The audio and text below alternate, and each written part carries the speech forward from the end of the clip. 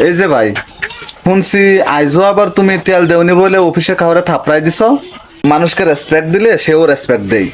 আমি কোনো চামচ না যে সারাদিন চামচামি করব। চামচ তো না, কিন্তু দেখছি ডাকনা হয়ে গেছো। এত ছোট্ট জিনিস লই এত বেশি আওয়াজ দাও।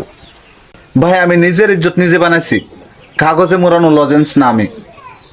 তুই তো এমন ভাব লইছস মনে হয় তোর জন্মের সময় আকাশ তামে আসিল। জন্মের সময় না হইলেও এখন তো থামাতে পারি, যারে খুশি তারে সাইলেন্ট মুডে। তুই তেল খারাপ কস, আবার নিজেই চাস কেউ তোরে তেল মাখুক। রেসপেক্ট না দিলে আমি থাকি না। আরে ভাই, কেউ তো তোরে চুক্তিতে নেয়নি, তাই না? মানুষের একটা মান সম্মান দরকার, যেটা নাই সেই হলো বাটি। সব খাবার ওর পেটে যায়।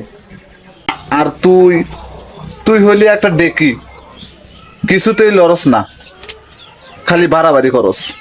আমি বাড়াই কারণ সবাই কম কমে চলে। আমি যদি নিজে নিজে না বলি তাহলে মানুষ আমাকে পোস্টারও বানাইবো না।